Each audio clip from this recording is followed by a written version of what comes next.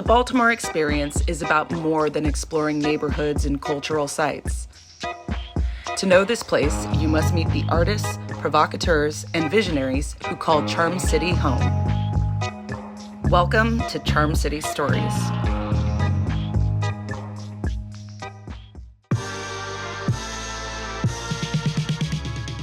Can you tell us a little bit about the history of Pimlico? So in the 1660s, English settlers came to Baltimore.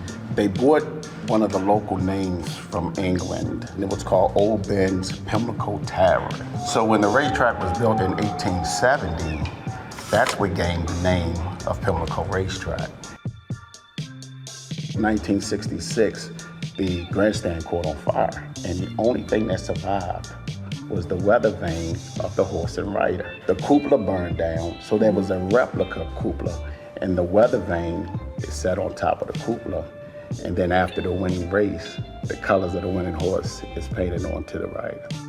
How much excitement does the race bring to Baltimore? It's a huge economic impact. We hired probably over 600-700 residents from the community. The vibe changes.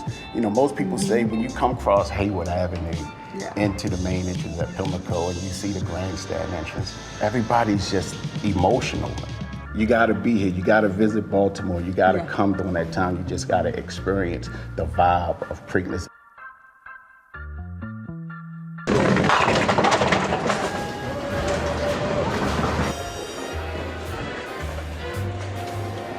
So you guys are the only bowling alley in the vicinity? In the actual city, yeah. If you want to bowl, you come here? Correct. What is duck pin bowling? Duck pin bowling is a bit different than 10 pin. The pins are shorter, squat, very tough. You use a 5-pound ball. You get 3 tries instead of 2, and no person has ever scored a perfect 300 in the history of duck pin. It is great for younger kids, for older people, people with an injury, and people really want the challenge of it. We are currently situated in the Harbor East neighborhood. Great things to do. We have 5 Iron Golf down the street, a ton of restaurants. We get such an amazing, eclectic group of people that come in on a daily basis. Can you give us a little bit of brief history on duck pin bowling? So it was originally founded in Baltimore. It was 2 Orioles players, John McGraw and Wilbert Robinson, founded it at about 1900.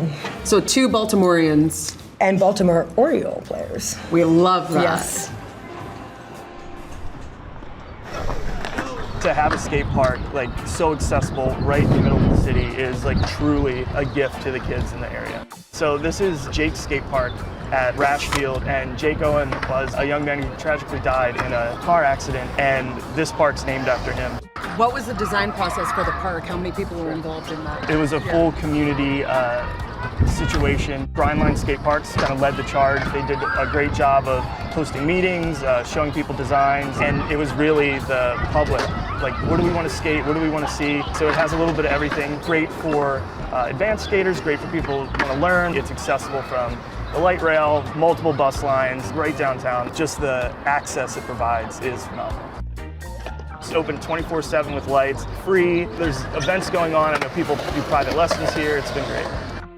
What can people expect when they visit Baltimore from the community?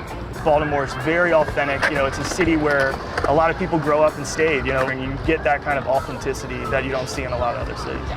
The life that's happening in Baltimore right now is really like this Renaissance period, I think, and people are going to start paying a lot more attention to Baltimore very soon.